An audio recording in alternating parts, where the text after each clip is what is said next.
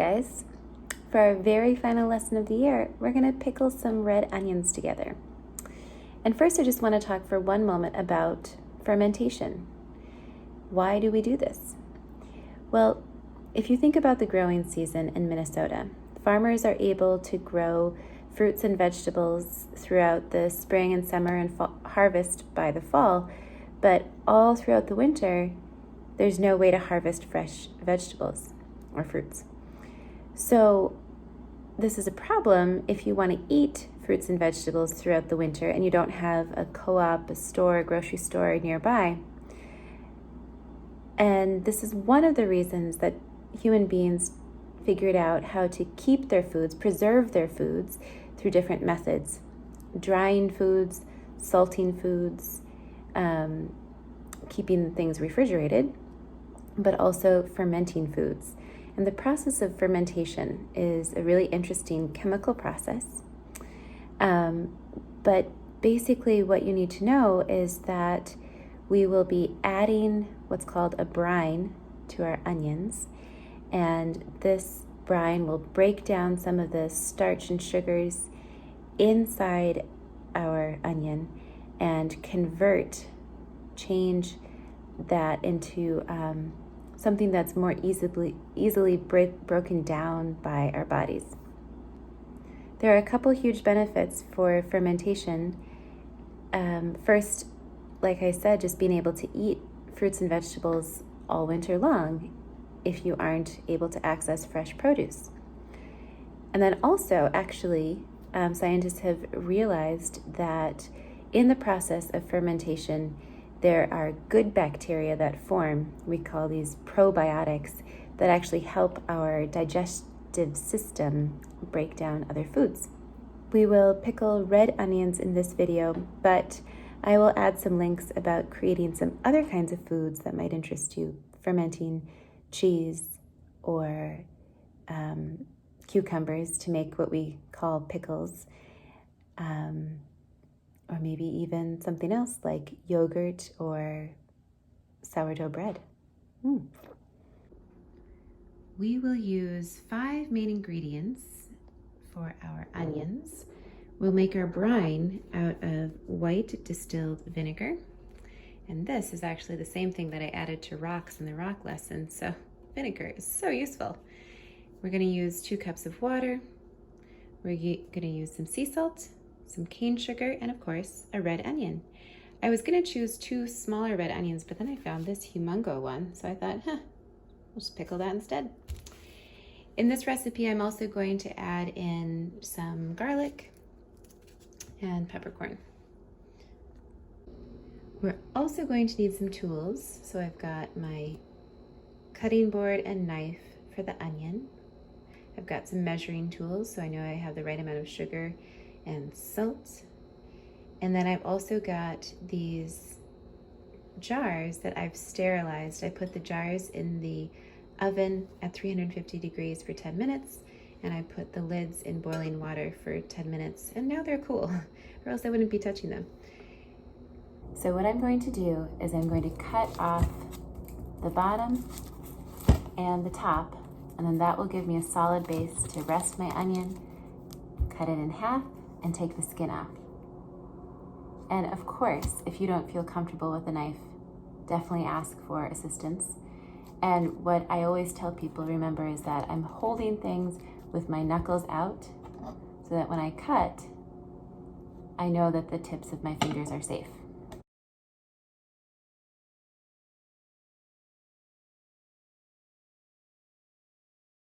Okay, now we're going to be slicing what we call half moons. So I've got my half onion here that I've placed solidly so that I know that it's safe. And I'm going to, again, use my technique for keeping my fingers safe. I'm going to be slicing these half moons. So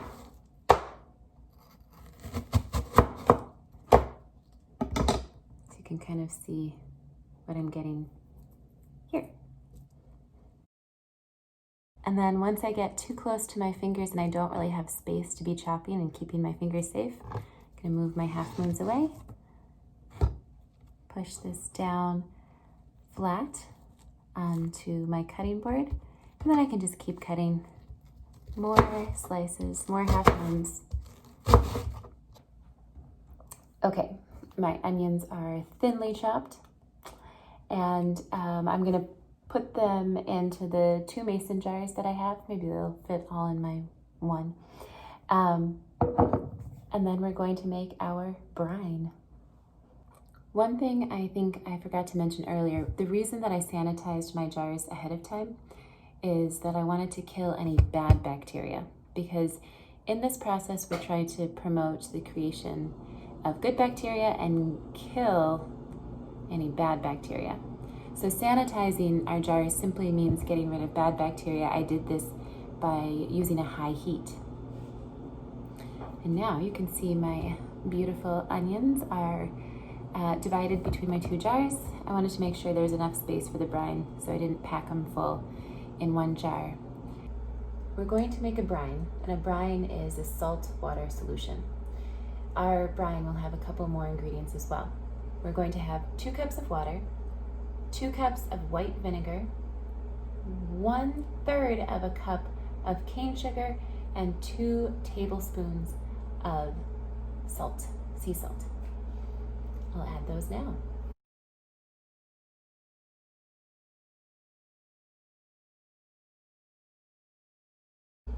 Okay, so we're going to heat up our solution until we see that the sugar and the salt have dissolved into the water and vinegar. I'm going to turn on the heat to a medium heat, and again, this might be something that you want to ask for assistance with. And then I'm going to stir for just about a minute, and that's probably all it will take to dissolve my salt and sugar. Let's try it.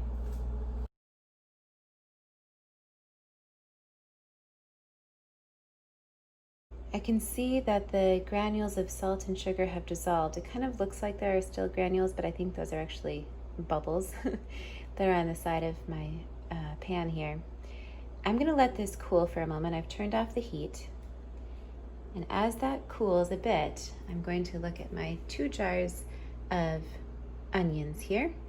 And I'm going to add to each jar 1 clove of garlic. And the recipe calls for 1 teaspoon of peppercorn, but I have to divide that into 2 jars. So I'm going to use my 1/2 teaspoon. So a 1/2 teaspoon of peppercorns in this jar and a 1/2 in this jar.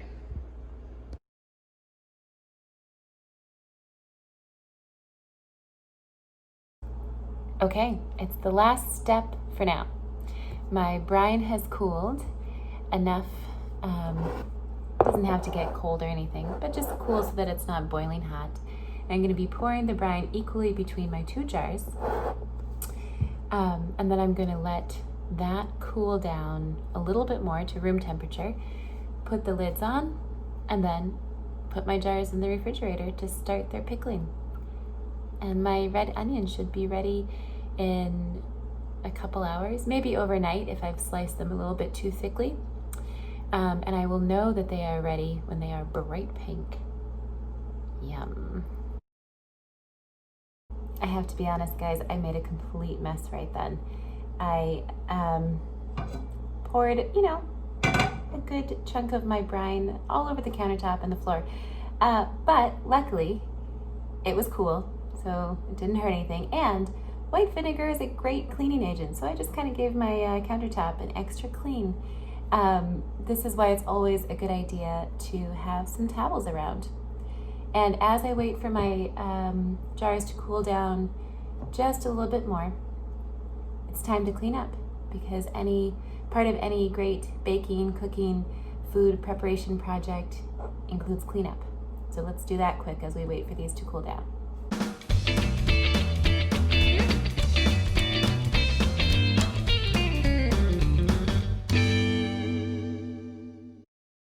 The good news is, in the time it took me to clean up the kitchen, my 2 jars have cooled down just enough to put them in the refrigerator.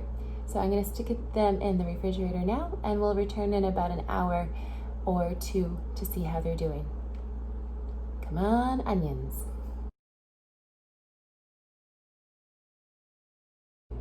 I've left my onions for about 2 hours now in the fridge, and I am feeling impatient. I really want to try them, and I see that the color has started to change from that kind of darker purple into more of a bright pink. And I can also see that the brine is starting to take on more of that pinkish color. I'm gonna try one. Here we go, let's see how I did. Ooh, that's sour. Delish.